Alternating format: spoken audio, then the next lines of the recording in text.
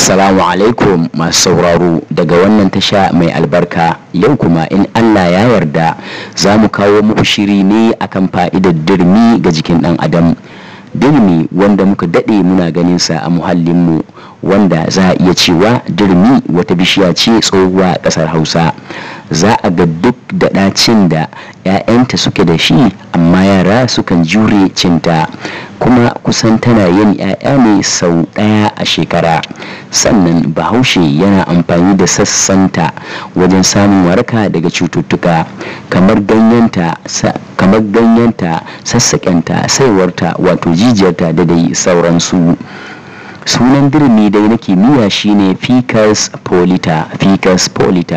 Kasashen da suka shiga sahu wajen amfana da fa'idar wannan bishiya ta dirmi sun hada da kasar Sudan, Senegal, Kenya, Uganda, Angola, Congo, Zambia, Zimbabwe da kuma kasar South Africa.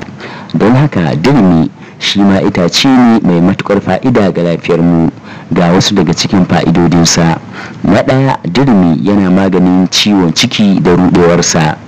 Na biyu, dirmi yana maganin ciwon sanyi da ake ɗauka ta hanyar mu'amalar aure.